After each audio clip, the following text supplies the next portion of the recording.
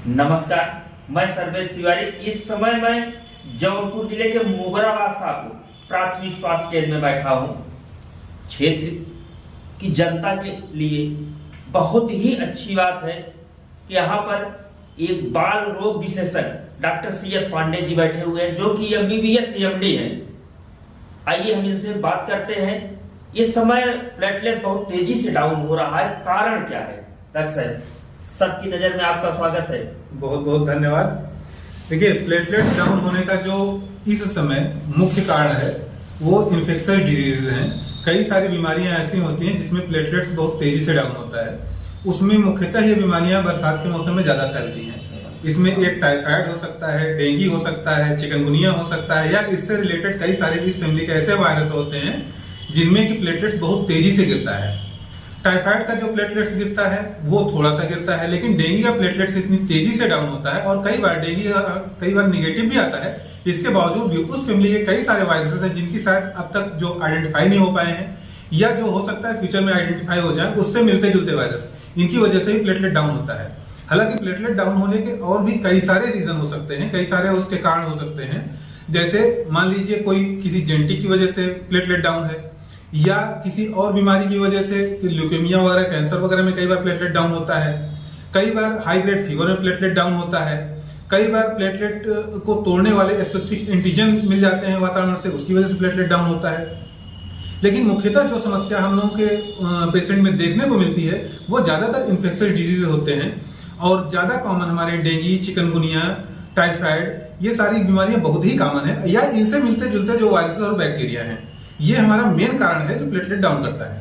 Sir, इस समय heart attack बहुत तेजी से हो रहा है, कारण क्या है? हाँ, बिल्कुल हार्ट अटैक होगा, क्योंकि जैसे जैसे हम विकास के पथ पे आगे बढ़ रहे हैं, ये नॉन कम्युनिकेबल डिजीज है। हमारे यहाँ दो डिजीज होती है, एक तो कम्युनिकेबल डिजीज जो एक व्यक्ति से दूसरे में फैलती है, और दूसरे होती है नॉन कम्युनिकेबल डिजीज।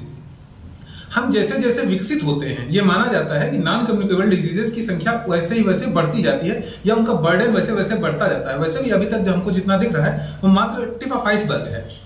वास्तव में समस्या इससे बहुत ज्यादा है। क्या होता है कि जब मान लीजिए नॉन कम्युनिकेबल डिजीज हैं, उनके रिस्क फैक्टर्स क्या होते हैं? सीडेंटरी लाइफ स्टाइल, या काम ना करना, आराम करना। क्या होता है कि जितने जितने संसाधन बढ़ते जाते हैं, व्यक्ति उतना आराम तलब होता जाता है, या उस हिसाब से मेहनत नहीं कर पाता। मेहनत कश आदमी के साथ क्या होगा कि वो बाहर रहेगा, एक व्यक्ति से दूसरे व्यक्ति में संपर्क बनेगा, उनमें कम्युनिकेबल डिजीज होने की संभावना रहेगी। और नॉन कम्युनिकेबल डिजीज उनमें होगी जो ज्यादा आराम तलब होंगे। जितना ज्यादा संसाधन बढ़ता जा रहा है, लोग आराम तलब होते जा रहे हैं, और ये बीमारियां बढ़ती जा रही हैं। सर, लोगों का कहना है, रूमर फैला रहे हैं कि जो वैक्सीन लगी है उस कारण हार्ट अटैक हो रहा है। ऐसा क्या इसमें सत्य है? सत्य है? नहीं, अभी तक तो इसको सत्य नहीं कहा जा सकता जब तक, क्योंकि एलोपैथ हमेशा एविडेंस बेस्ड मेडिसिन की बात करता है, प्रामाणिक तथ्यों पे बात करता है। तो र्यूमर कुछ भी फैले, जब तक उसके तथ्य, उसके प्रमाण ऐसे सामने नहीं आ जाते कि इसकी वजह से ही ऐसा हो रहा है, और उसके क्लिनिकल ट्रायल के लिए जितने सब्जेक्ट्स नेसेसरी हैं, जितना टाइम पीरियड नेसेसरी है, और जितने उसका ट्रायल के फेजेस होते हैं, 5 से 6 जो फेजेस होते हैं, जब तक वो सारे कंप्लीट ना हो जाए और उनके आधार पे प्रमाणित ना हो जाए कि वैक्सीन के आधार पे ही हार्ट अटैक हो रहा है, तब तक ये बिल्कुल ही निराधार है और असत्य है। और ऐसी भ्रामक चीजें नहीं फैलानी चाहिए कि हाँ वैक्सीन की वजह से हो रहा है। मे भी कोई किसी चीज को डिनाई नहीं किया जा सकता, कुछ भी हो सकता है, लेकिन वो अगर प्रमाणित हो तभी हम कह सकते हैं कि ये इसकी वजह से हो रहा है। जनता देख रही है, सर, जनता के लिए कुछ संदेश? जनता के लिए संदेश यही है कि आप साफ सफाई से रहें, र्यूमर से बच के रहें।